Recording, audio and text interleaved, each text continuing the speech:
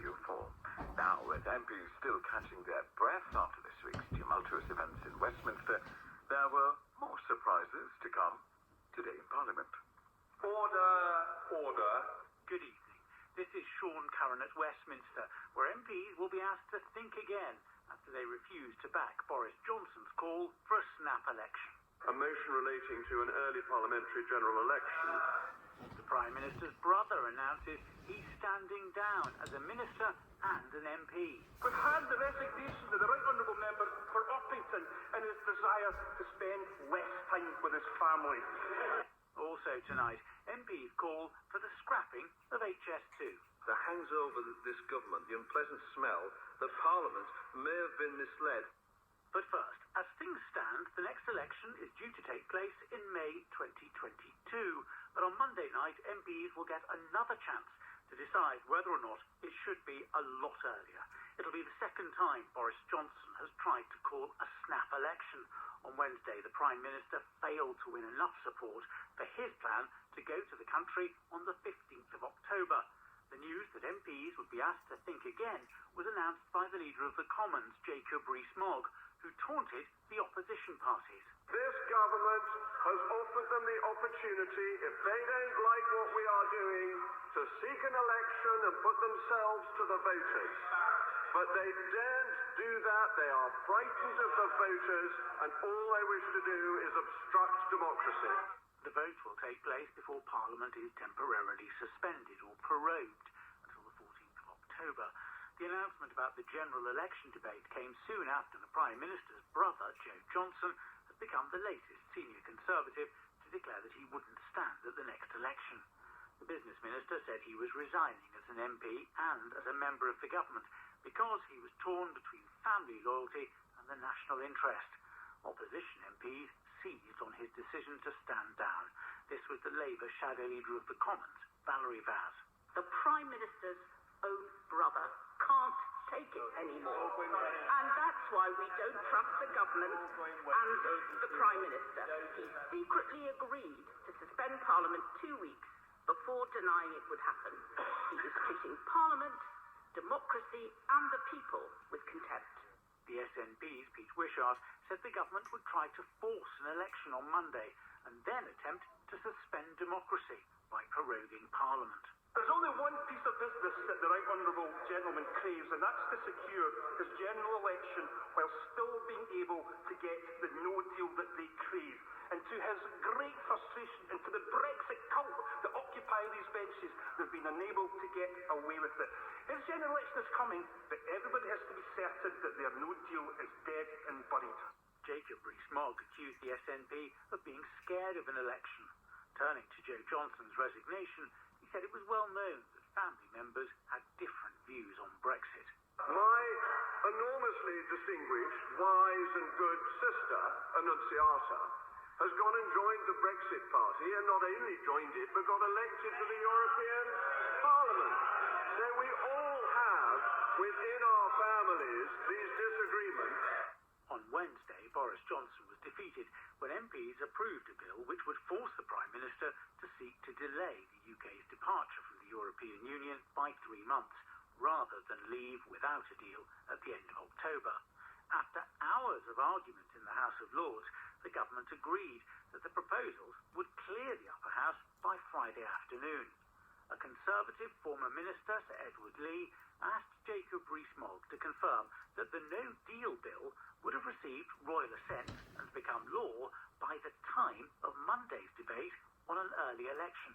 The reason why I asked this is I distinctly heard the Leader of the Opposition say yesterday that once this bill became law, he would vote for an early general election. And would my right honourable friend agree with me that it would be quite extraordinary if after this long session of Parliament, which is clearly deadlocked, it would be extraordinary if every member of Parliament, at least 2/3, did not vote for an immediate general election for this to the people. Mr Rees-Mogg said once the bill had completed its passage through Parliament, it would be given royal assent speedily. It is indeed an adult Parliament and is not able to get things done, and the conclusion my right honourable friend draws is correct. A Labour MP, Angela Eagle, complained that Jacob Rees-Mogg had been extremely coy about when Parliament would be prorogued. He hasn't announced if it will be Tuesday or Thursday. So if the general election motion falls again, will prorogation be extended so he can have a third go? Mr. Speaker, the Privy Council determined that a commission should be established under the Lord High Chancellor and under the Great Seal should be able to prorogue Parliament on Monday, Tuesday or Wednesday of next week. Parliament will be prorogued according to a decision made by that commission. That commission has not yet made its decision. If MPs agree in sufficient numbers with the Prime Minister that there should be a snap election, Parliament will be dissolved rather than simply prorogued. In either situation, new laws which haven't completed their passage through the Commons and the Lords will fall. A Labour MP, Tracy Brabin, was concerned about proposals to protect domestic abuse survivors. Kirsty Ferguson was married, they had homes. When they divorced, he refused to sell them against court orders. She was pushed into penury and stress and emotional distress. What can we do now that the domestic abuse bill is going to fall? What are we going to do after prorogation to support these women? Jacob Rees-Mogg insisted the Prime Minister was fully behind the domestic abuse bill. I can't tell you what is going to be precisely in the Queen's speech, but I think I can give a steer that it would be a great surprise to all of us if this bill were not revived very quickly, because I think the concern the Honourable Lady has is shared across the House. Now, let's return to that so-called no-deal bill. Peers didn't leave Westminster until the early hours of this morning, when the government agreed that the proposals would clear the Lords by 5 p.m. on Friday. But peers were back bright and early, well, at 11 o'clock this morning, to begin debating the actual legislation. For Labour, Lady Hayter set out the case. This is actually a simple and quite straightforward bill, but that doesn't make it unimportant, because what it seeks to prevent a no-deal crash-out on the say-so simply of the Prime Minister does have major implications. But the former Conservative leader, Michael, now Lord Howard, described the bill as wrong and illegitimate. It's bad enough that Parliament thinks it knows better than the British people on this issue. It's even worse that Parliament, as things stand at the moment, is denying the British people a general election in which they would have the right to decide. Boris Johnson has said that taking the option of no deal off the table would plainly chop the legs out from under the UK's position. But a crossbench or independent peer, Lord Hannay, a former diplomat, thought that was nonsense. There is not a scintilla of evidence that the Prime Minister or his predecessor made any progress at all by threatening to leave without a deal. Labour's Lord Hayne spoke as a former Northern Ireland secretary.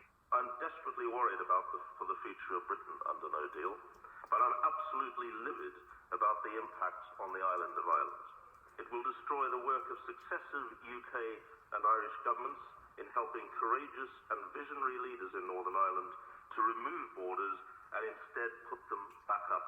The former Liberal Democrat leader, Lord Campbell, was concerned about another part of the UK, Scotland, and the sense of injustice he said people there were feeling. It would be, would it not, a quite extraordinary outcome if a party describing itself as the Conservative and Unionist Party were to preside over the breakup of the United Kingdom.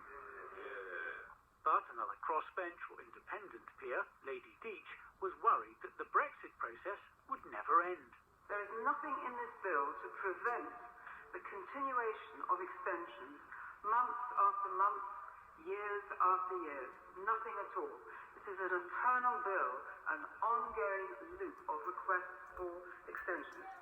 A Conservative former minister, Lord Howe, said these were not normal times, and normal times were never coming back. Both of the big parties, my own party and the great Labour Party, are going to have to reunite and change on entirely different terms.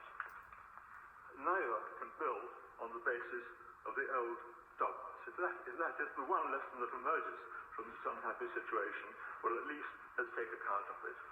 The bill later cleared its first hurdle in the Lords when peers followed convention and gave it a second reading without a vote. They'll continue their scrutiny tomorrow. Now, shortages of fuel, food and medicine, and 3 months of chaos at UK ports. Last month's leak of a confidential government report painted a worrying picture of what might happen if the UK left the EU without an agreement. But the minister in charge of no-deal planning, Michael Gove, told MPs significant progress had been made since then.